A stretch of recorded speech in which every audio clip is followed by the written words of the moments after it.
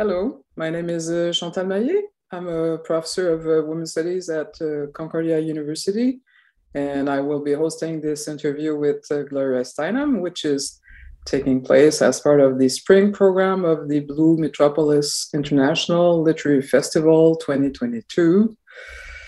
It is with great pleasure and pride that I introduce Gloria Steinem, who is a writer, lecturer, activist, and feminist organizer. She is a frequent media spokeswoman on issues of equality, and she is interested in the origins of sex and race caste systems, gender roles, and child abuse as roots of violence, nonviolent conflict resolution, the cultures of indigenous peoples, and organizing across boundaries for peace and justice. In an intimate exploration of her past and present engagements, Steinem revisits her place in the struggle for equality and her hand in giving life to its future. Gloria Steinem, the Gloria Steinem, how are you? I'm fine. I've just had a birthday, which is kind of alarming since, not alarming exactly, but somehow I think we feel one age and turn out to be several decades beyond, right? But no, I'm fine, and my only complaint is with myself because I get all involved in online things and meetings and activism, and instead of writing. And are you overwhelmed by all this, or is this what you're saying? Too much? Well, no, I feel overwhelmed right now just because I've just had a birthday, right? But that will pass, right? Right. Yeah. Yeah, well, um, I'll come back to your birthday in a few questions. I have some for you. But for now, I would like to know, well, we've been living this COVID moment for 2 years. So I would like to know how you've been doing since March 2020, which Mhm. was the beginning of the pandemic. So how have been these years for you? At first, I was here in my New York apartment and really hemmed in, um, but lucky, to have a place of my own. Mm. Then I had the opportunity to fly to California and live on a friend's ranch for a year and see horses and cows and walk around. Oh, Yeah, right. very Uh, different from New York. right. But for some time now, I've been back again in my neighborhood and glad to be here. Okay. Um, well, as we're opening this interview, I would like to ask you this question about your fame. So you've often referred to as being the world's most famous feminist. So how does that make you feel? Angry. It's not true. I mean, no single woman is the face of feminism because women are very, very diverse by race, by age, by continent, all kinds of ways.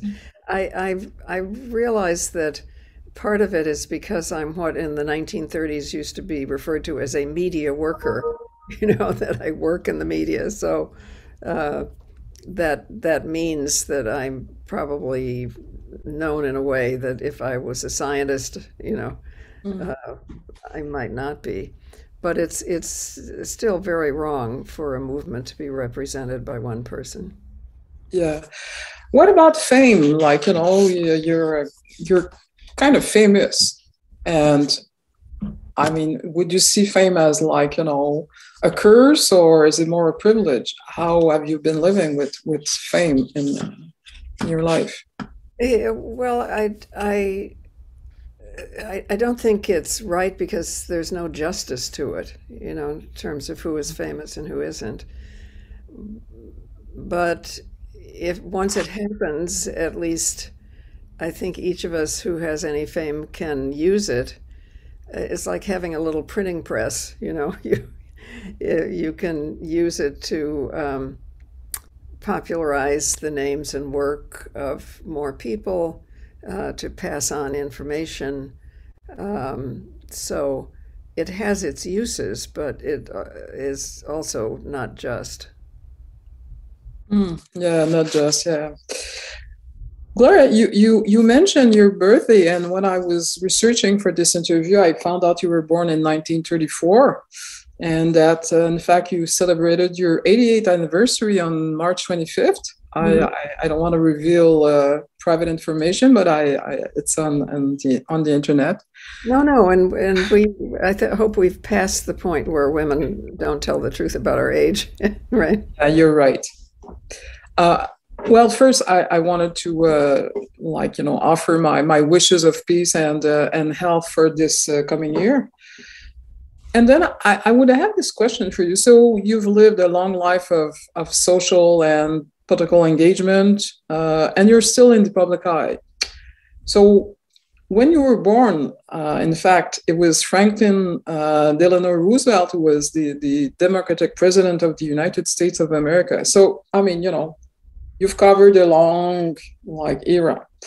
So looking back, what do you think have been the kind of key central and political issues in this time period that you've lived? In my country, they are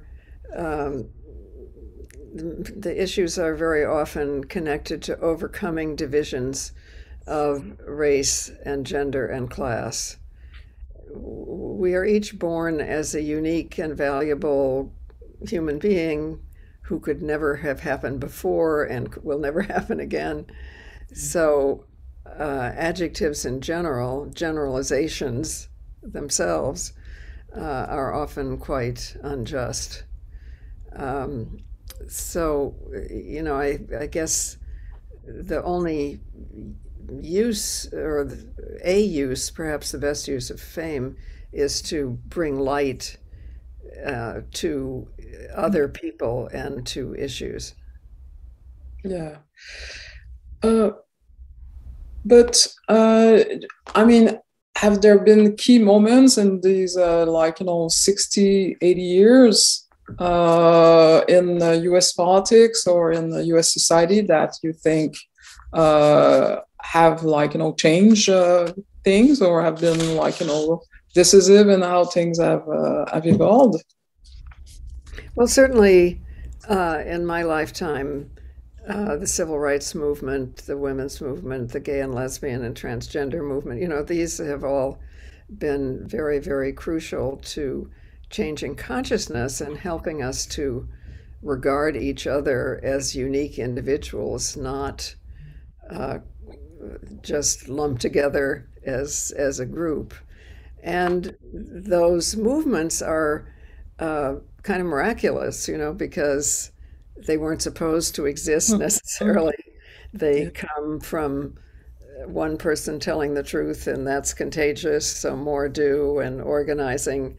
And, I find them infinitely interesting and rewarding and angering, because you see what should be and isn't. But it's not, I mean, it may be about equal pay, but it's not about wealth or money. It's not really about power. It's about equality, humanity, kindness, compassion. So it's very, very rewarding. And also, even though we may not know each other, when we meet each other and we have any idea that we are part of these movements, it's a kind of instant friendship. Yeah, yeah. But in all these movements, you've mentioned the women's movement and other social movements. So, do you have hope that these movements are working to change society, and that they contribute, and that they will be successful in changing society? Well, yes and no. I mean, it depends what we do every day. We can't, we have to behave as if everything we do matters, whether it does or it doesn't. Yeah. And that's what will make a difference.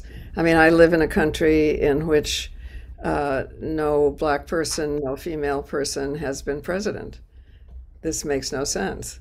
Our Congress doesn't look like the country. It's a little more representative.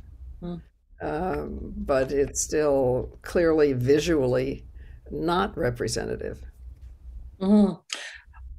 On that point, would you expect that more women and more diversity in politics would result in like changing politics? Do you have hope that this would contribute to making things different in politics? Yes, because to have people whose life experiences are diverse in positions of decision making does make a difference. I mean, even to the limited extent that we have that now, we've seen that different issues have been raised in state legislatures and in Congress. So not only is it just visually unrepresentative not to have ruling bodies, democratic bodies that look like the country, but it does change the outcome of the decisions that are made. Yeah, if we apply this to Ukraine, for example, like what can we say? How could things evolve differently if there were more like women and diversity involved in those who are in the decision-making seats? Well, there are a lot of Americans of Ukrainian or at least East European heritage. So there's a personal feeling. I mean, there's a large Ukrainian community in Brooklyn, for instance, and they've been very active both in sending aid and in educating everyone else. So that kind of family connection and experience is very important. Um, but in another sense, we live on spaceship Earth. You know, it's Yeah. quite small actually, and we're all endangered by environmental pollution, cutting down forests. Right. In a way, I think COVID has perhaps, we'll see, helped us to see that universality. On the other hand, there's the microcosm of the home, and probably it is still true, even though men are more involved, I think, in raising children than they used to be. They're not equally involved as women. So that would be very helpful to the country and to men because raising children and being active inside the home is often how men develop their whole selves, their sense of nurturing and empathy and attention to detail and all those things that are wrongly called feminine, in the same way that women often develop more of ourselves by being active outside the home. So both are equally important. Yeah, I see. Well, let's talk about feminism. And I am so privileged to have Gloria Steinem in front of me to answer some of the questions I might have on feminism. No, listen, I'm just another female human being here doing the best I can, right? Yeah, well, but you've written, you've said things, you've been around for some time, and I guess you're a mensch. For us feminists.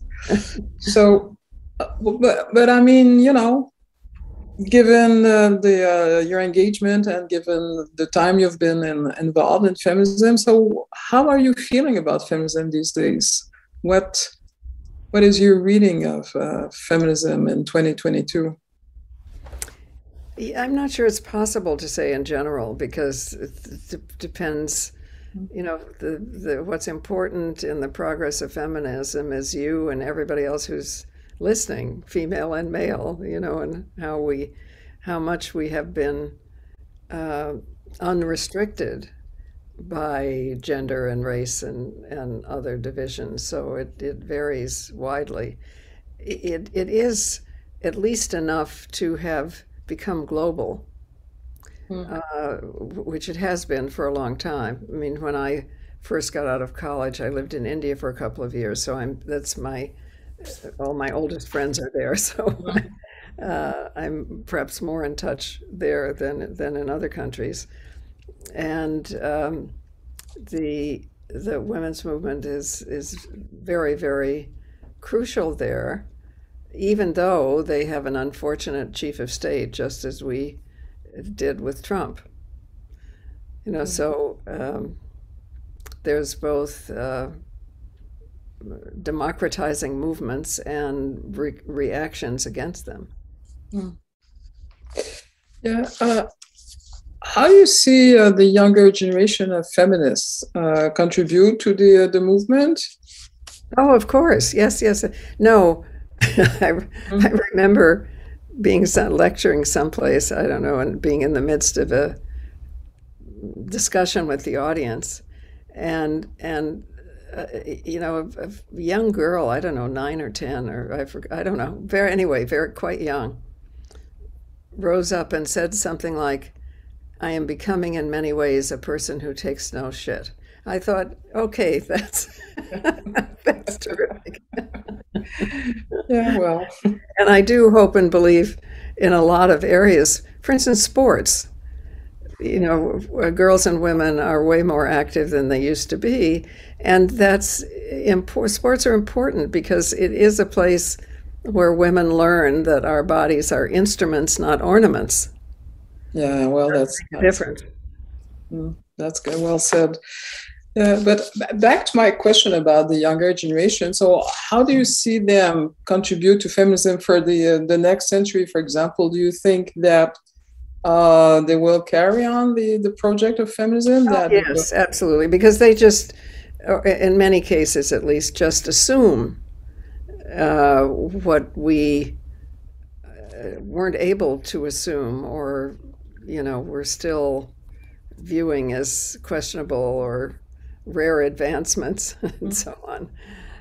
So from the very intimate, that is, if they happen to be someone with a male partner, they are way more likely to expect that person to be equal, and and their equality too in both directions. They're also much more likely to feel okay and not be biased against because they have a female partner, or because they have a partner of a different category of race or class.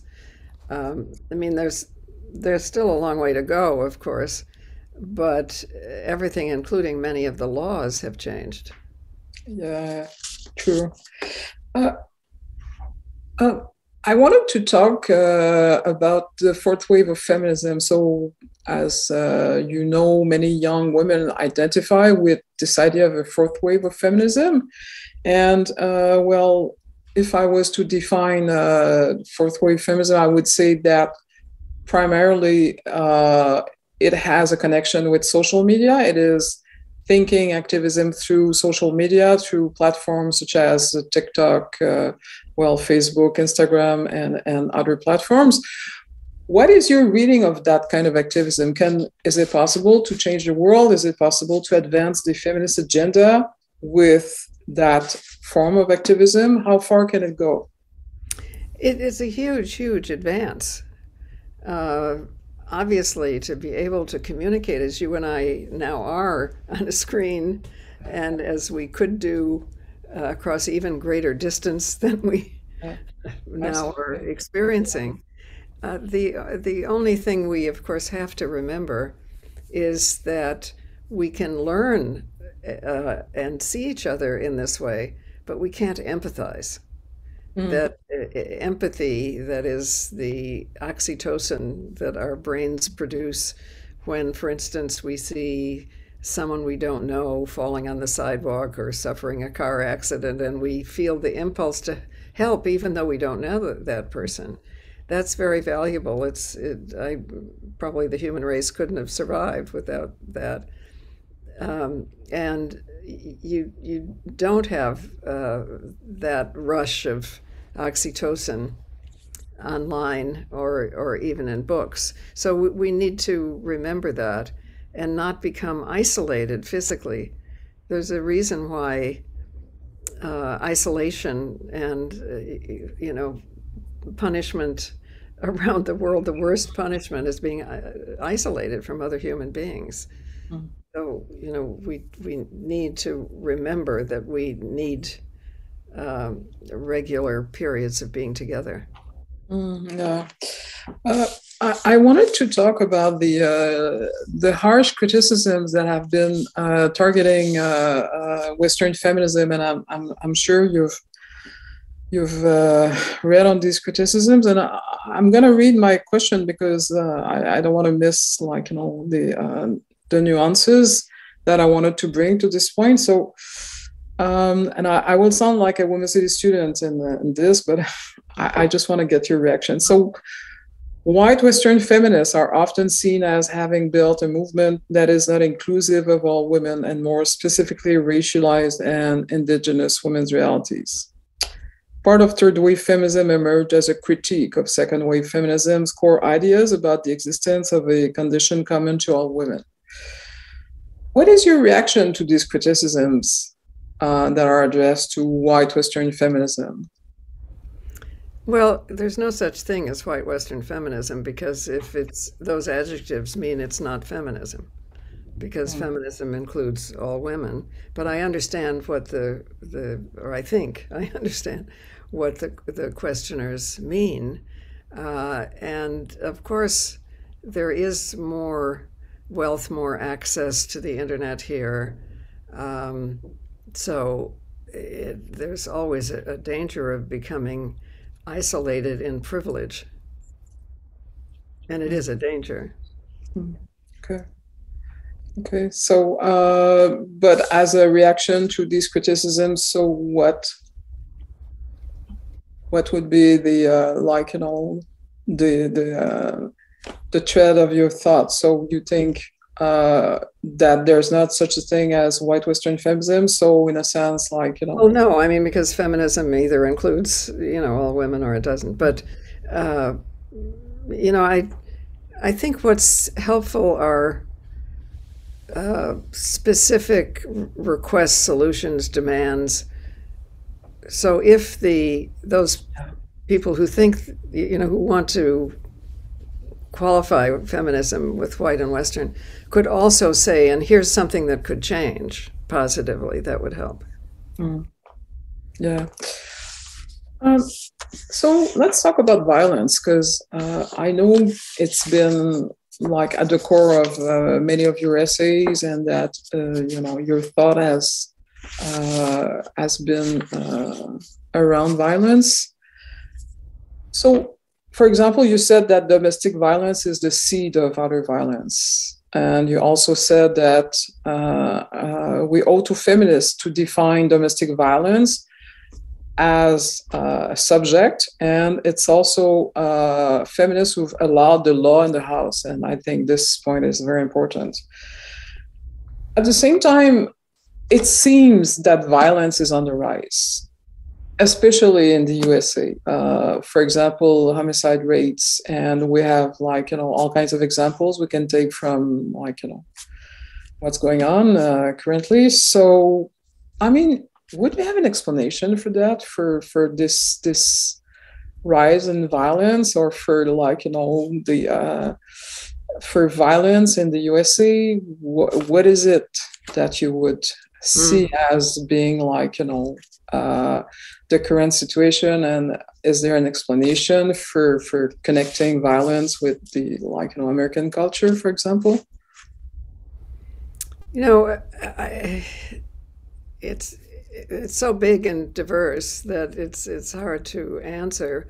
But the place where if violence occurs, is the most likely to be normalized is in the home, because if you, as a child, and if you grow up in a violent home, it's way more difficult to imagine a world without violence.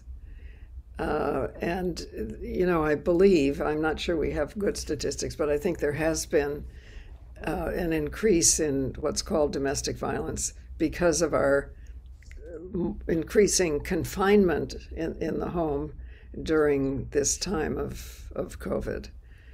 So, any way that we can denormalize violence by just not accepting it. There is nothing on earth. I mean, old languages don't even have masculine and feminine, for instance. So I Mm. question the whole, I mean, there's human, but there's really not masculine or feminine, and we must not excuse violence in anything other than self-defense by assuming that one group has any right to be violent, more than another. I mean, here, when poor people, black people, march in the streets, they are sometimes called violent, even though they're just marching. They're not violent. Yet, a white male who's in authority, who is violent in the household or in other ways, may not be identified as violent at all. So we just need to look carefully at each situation and try our best to define it accurately and with empathy. Yeah. But how can feminism contribute to changing the existing patterns of violence? Is there a role for feminism to play? And Of course, no. I mean, there was no such thing as the phrase battered women, when I was growing up. yeah, If in my neighborhood in Ohio, if a man was beating up his wife, the role of the police in the eyes of the police was how to get them back together again.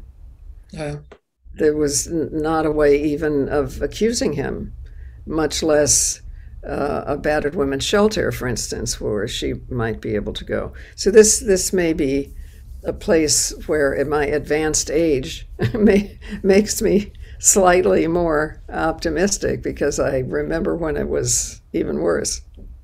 yeah, yeah. Right. Okay. So let's talk about your last book, titled "The Truth Will Set You Free, but First It Will Piss You Off." So that's a very interesting title. And so it's a book in which you have collected inspirational and outrageous quotes. And I was wondering, looking at all these quotes, if you've been guided by some of these principles that you are referring to in the book. Well, probably we'd have to look at them each one, but I love quotes because they are the poetry of everyday life. If they're Yeah. condensed meaning often. So if you poured water on a good quote, it would become, Mm. many Mm. pages, right? Yeah. Uh, and in this book, there's a chapter on families. You talk about chosen families, you talk about birth families, and you talk about how quite often birth families can be patriarchal, while chosen families can, let people find people that are close to their own values.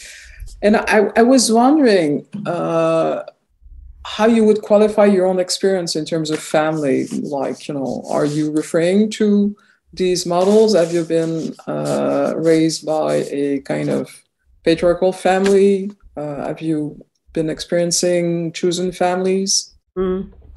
Well, my family, my birth family was not a family I chose, but it was a family that, for the most part, I was lucky to have because there was no violence in it. There was a lot of encouragement. Um, it was not without its big sadnesses because my mother, who had been a journalist long before I was born, had given up the work she loved and had become isolated and kind of not always able to function by the time. So it was a role reversal, which I'm sure many people listening who had illness or alcoholism or something in their families might also have experienced. That from the age of 9 or 10, I was looking after my mother rather than the other way Mm. around. Maybe that's why I never felt uh, compelled to have children because once you've been a small person responsible for a big person, it, I mean, it's not sensible, it's not right, but it's kind of an emotional truth that you feel you've done that, and perhaps you're less likely to do it again. So you were kind of the mother of your mother at 9.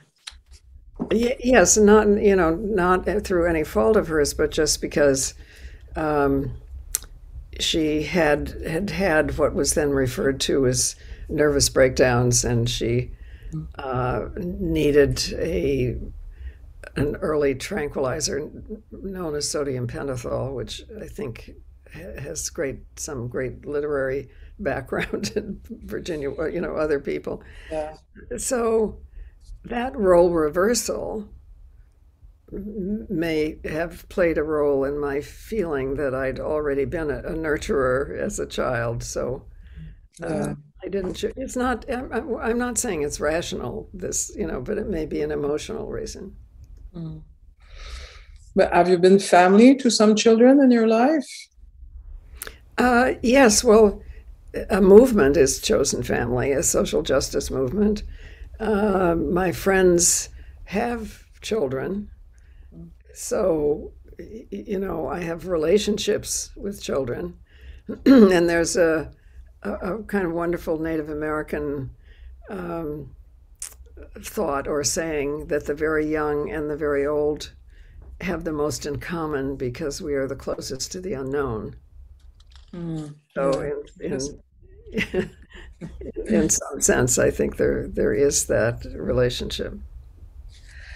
Okay, I wanted to talk about libraries with you because in your work, uh, they seem to have played a big role in your life. And so, for example, you said that libraries are precious, that they've played and continue to play a huge role in your life. So I was wondering, because what we're witnessing this digital turn. So if we consider this turn, would you say that we still need public and school libraries? Mm. I'm not sure I'm equipped to answer that because I grew up with books. I love books. Um, there was a little local library when I was growing up, and I was going there and just reading across and down every shelf. I mean, without any kind of. But there's that's not to say that people who are now reading online, do not benefit in the same way. It's just that it's not my experience. Yeah, but uh, would you have a story you would like to share on libraries with us? You talked about how it was important in your childhood, for example. Yes, well, there was a small public library near where I was growing up in East Toledo, Ohio. And I did literally read across the shelves. Instead of, I started out reading this way. I thought, no, this is boring. I'll read this way. So Okay. I, I'm sure I read things I never otherwise would have read. Whole long series about a family called the White Oaks of Jalna. And of course, I anyway was in love with Louisa May Alcott, so I read not just her Little Women and her young people's work, but also her short stories and her own adult work. Um, and uh, my mother and both my grandmothers were theosophists, so which is a philosophy that is I don't know if it began in India or maybe Russia, but it's kind of leans toward Eastern thought. So I was also reading that, which is probably why I ended up for a couple of years living in India.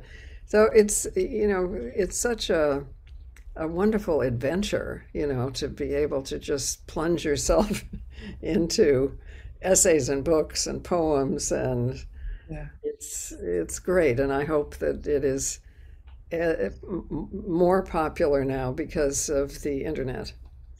Yeah, absolutely. I wanted to talk about bell hooks because you've been close to bell hooks. We have the chance to see many of the events you attended with bell hooks in which you both exchanged together. And so sadly, she passed away last December. And I wanted to ask you if you could talk about bell hooks. Can you tell us who she was? Mm. Um, well, Bell Hooks was a writer, essayist, poet, activist who she was kind of a universal person. She had the ability to put very philosophical, deep thoughts in a way. I mean, I think her magic was partly that she was 100% understandable. Hmm. She Yeah, she absolutely. she had not been seduced by the sometimes academic impulse to uh, become generalized or impersonal and not so relatable and understandable. Uh, she had a wonderful sense of humor. She suffered a lot of ill health in her life and some difficult family situations. We a few times lectured together, which was great fun Hmm. because it was she just you just felt more alive when you were with her and like nothing was off limits, right? Yeah. I hope that anyone listening now who doesn't know her work Hmm. might, find at least a couple of books of hers and introduce themselves. And what what is her legacy? I mean, how has she changed, feminism, for example? What Well, should we keep in mind? in so many ways. I mean, she was, of course, a universal person. And since racism tends to cordon off people, she blasted open those, those restrictions. She took love seriously, which, She many wrote about love. don't, and wrote about love. Um, she understood how important security is for a woman, just some degree of security. So it was very important to her to own where she was living. And she, had a little house in Florida, then in Kentucky. Actually, we once went to Martha's Vineyard together and lived in a little house, and she managed to buy a house nearby. I've never done that, but it was part of her, um, how shall I say, her breaking the boundaries where she was supposed to go. Hmm. She had the ability to understand how to buy a house, which I'm not sure I do, to do all the legalities and so on. And Yeah. she was great fun to be with and a wonderful writer. So I hope that people who hear her name now, and also she, as you notice, she didn't capitalize her name. The B and the H were lowercase, which was a statement in itself. Yeah, I think it was in relation to her grandmother, if I'm not mistaken. Right. Yes, that's where the bell came from. Right. Yeah. And yeah, so bell hooks wrote a lot on love, but so did you. And in fact, you've spent nearly 60 years fighting for all forms of love, for acceptance of love. You also said that feminism makes love easier. At the same time, romantic love seems to be a source of oppression to many women, or seems to be identified as an issue. I would like to hear you talk about love. So can love be the solution? Can love be a problem? Are we women investing too much in this sentiment? What would you say on that? I don't know that there are shoulds exactly, but I was trying to make some distinction between love and romance. That in love, you want what's best for the other person. In romance, you want the other person. The romance is more possessive, perhaps, and in that sense, intense but doomed. Because you can't possess another person. But love is more combined with empathy and care about the other person's well-being as a unique human being. But do you see love also applying to politics? Is there a form of political love, for example, as it's been reclaimed by some social movements? So is love like a private emotion, or can it be also a social emotion? I'm not sure I can answer that. I think the individual who is feeling it. I'm sure that one can feel overwhelmed with love and connection to groups of people at certain moments, as well as individuals. So I haven't thought about it that way. I've thought about it, more as individuals. But it may well, the feeling of empathy and joy and connection and caring can probably apply to groups in some instances too. Well, thank you.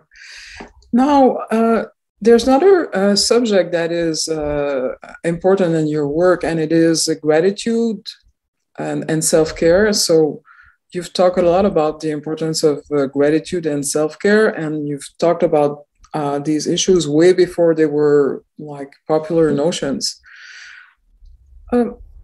So if we look at the current state of the world, how can we think in these terms? How can we reclaim or be grateful? How is it possible to be grateful considering the state of the world? Well, looking forward in the long term may make us worry, but getting up in the morning and feeling the air against our face, or the sun, or the rain, or the people around us, or what, it's kind of instantaneous gratitude for that sensation, for all that is supporting our lives. So, it seems to me a difference in time frame mainly. I would like to ask you this question. So can you share some of the little things that you do to care for your own well-being? Well, I'm not overwhelmingly good. I'm not somebody who goes out and runs in the park. I try to exercise a little bit. Okay. If I were to choose my form of exercise, it would be dancing rather than tennis or running or anything else. And I don't do it nearly enough. So it's quite remarkable that I have got to be this advanced age and been healthy anyway. It depends. It's so much, what's normalized. I mean, my friend Amy, with whom I shared this apartment, is so athletic. She would get up every morning and go run around the reservoir in the park, even when we were together in India and were in a very kind of dangerous neighborhood near the airport, staying in some motel. Nonetheless, she got up every morning and ran around. So, that is not me. I've never played tennis. I guess Swimming in the past has been some form of exercise, but only because I live next to a lake. I mean, I certainly don't go to a pool now. I'm not a great example in the exercise department, but I do value it, and I love seeing women in sports because, as I was saying, to see women who use their bodies as instruments, not ornaments, is very inspiring. Yeah, as you said before. And so, what's your favorite music for dancing? Uh, well, you know, anything that has a good beat. I mean, Lou Rawls was always one of my favorites. We could go on, right? And also because when I was growing up in Toledo, I was tap dancing. Oh Uh, yeah. yeah, because Okay. I had this, you know, impractical notion that I would tap my way out of Toledo Okay. into, you know, some form of making a living. I still have my tap shoes. You still have them? Wow. Right. Amazing. That's fun. Okay, so just to close this interview, I'm very interested in knowing what you are currently working on. What are your projects? Well, I am working on a book of essays, uh, which has suffered from neglect because I spend so much time online, you know, organizing or going out into to the world again, you know, post COVID. Uh, but I am a writer. I must say that if I am writing, I it's one of the rare circumstances in which I don't think I should be doing anything else. So, which is probably a good test. Okay. So you have book projects in preparation? Yes, a book of essays. Yes. Okay. And my last question. So I would like to know what books you have on your bedside table now. Oh, you know, I spend so much time reading online that I'm not sure that the other thing is that publishers kindly send me review books, Oh yeah. which Okay. I at least look at. So I'm not sure I would be fair, you know, in and some things I use for reference. For instance, the book I'm looking at right now that I was just using is The Reader's Companion to U.S. Women's History, which I helped to do with Wilma Mankiller and Patsy Mink and others. Um, and it's I hope it's valuable to other people. You know, I still use it as a reference because under history, it doesn't just have history as we know it, but Native American history, African American history, Asian American history, you know, so people might find it helpful. But tell me, are you reading that book before you go to bed at No, night? No. no, no. No, before I go to bed, I'm probably watching a television drama. Uh, The Gilded Age is, you know, a Okay. series that's on now, for instance. Well, thank you very much, Gloria Steinem. It's been a pleasure. Thank you for this exchange. Thank you for your generosity for being here. And to the audience, thank you for listening to this interview, which is taking place as part of the Blue Metropolis International Literary Festival. I invite you to read Gloria Steinem's books. The title of her most recent book that has been mentioned during the interview is The Truth Will Set You Free, but first it will piss you off, published by Penguin Random House and available at your preferred booksellers or via Blue Metropolis book selling partner, Paragraph Bookstore. In closing, I would like to thank Romy Shoam, who is a student in the Community and Public Affairs program at Concordia University. Romy has assisted me in the preparation of this interview, and she has drafted some of the questions.